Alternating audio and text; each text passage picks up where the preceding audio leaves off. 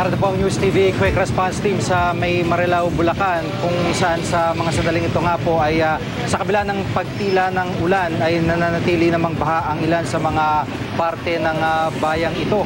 At ito ay mismong dito sa may main highway ng bayan kung saan may mga parte po dyan na kalahati pa ng gulong ang baha. Kaya't hirap po ang ilang mga motorista at mga kababayan natin, lalo pat isa ito sa mga sanhi para maging mabagal ang daloy ng trapiko. At ayon po sa mga taga rito, epekto ito ng malakas sa buhos ng ulan na sinabayan pa ng high tide na kung saan mabilis ang pagtaas ng tubig dito sa bahagi ng Marilao, Bulacan. Pahirapan ang pagtawid ng ilang mga residente sa ibang bahagi, gaya na lamang sa Barangay Ibayo. Nitong nakarang taon, napansin ng mga residenteng bumabagal na raw o patuloy na bumabagal ang paghupa ng tubig. Sa MacArthur Highway, bumagal din ang usad ng trapiko. Hindi rin basa-basa makatawid ang mga nakamotorsiklo, kaya ang iba isinakay na lang ang kanilang mga motor sa mga improvised na pampalutang na hinihila naman ng ilang mga residente. 100 piso ang bayad para makatawid, pero sabi ng mga motorista, okay na rin ito kaysa masira naman ang kanilang mga motor. Kanina umaga umabot hanggang Baywang ang baha sa ilang lugar, gaya ng Roa Street, Poblacion 2, binahari ng iba pang bahagi ng Bulacan, gaya ng Malolos, Paumbong at Plaridel. Kaya suspendido ang klase sa malaking bahagi ng Bulacan ngayong araw. Sa puntong ito, kasama po natin si Ginoong Froilan Angeles, ang administrator po ng bayan ng Marilao. Ginoong Angeles, magandang hapon po sa inyo. Magandang hapon din po, Jiggy Manigan. Dito po sa yung parang halos parating pag umulan, ganito, nakasanayan na rin ng mga residente yung baha. Pero sa panig po ng LGU, paano po ba ito ginagawa ng paraan? Halos lahat po ng mamababang kalye dito sa aming bayan ay naitaas na. Ang nahuli na lamang po ay ang bahaging ito, sapagkat nakita niyo po yung tulay na yon. Bago po namin magalaw yung ibaba, ay kinakailangan muna ang masusing pag-aaral kung paano may i-adjust, sapagkat yung attainment of the vertical clearance ay baka magkaroon ng problema.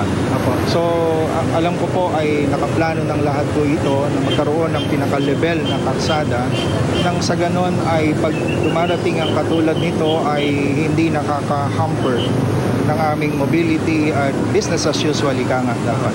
Sa ngayon ho ba ay ilang barangay pa po ang apektado ng baha dito sa area? Sa mga oras pong ito, halos ito na lamang po ang apektado. Sapagkat 16 na barangay po mayroon ang atin pong bayan ng Marilao, pero yung iba po ay nasa mataas na bahagi. Sapagkat ang puok po nating kinatatayuan ay hindi na po kalayuan sa mga bahagi ng marine bands ng bayan po ng Marilao.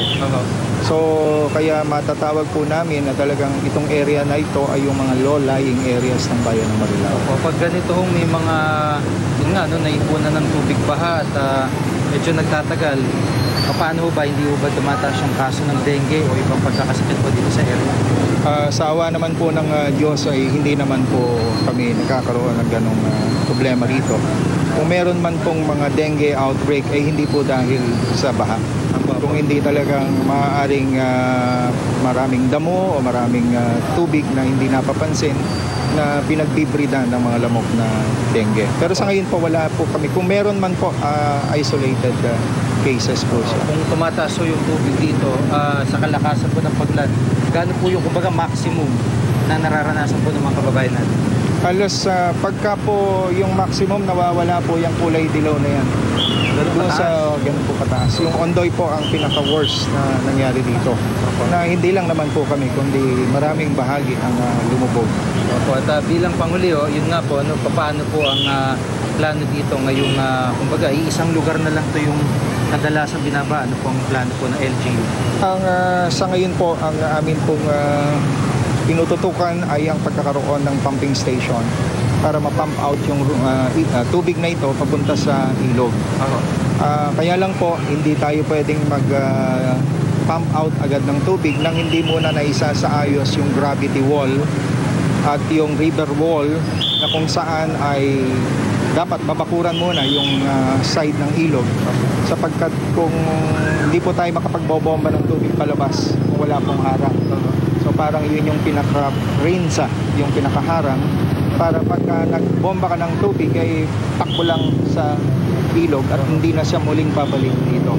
So sa kasalukuyan po ay ginagawa na po ito ng DPWH sapagkat pagdating po dyan sa kailugan na yan, hindi po namin kakayaning pondo at hindi rin po naman kami yung talagang responsable para doon sapagkat ang national budget po ang dapat na gumugol ng salapi para dito. Maraming salamat po sa pagkakataon. Si Ginong Froilan Angeles, siya po ang administrator ng Marilao, Bulacan.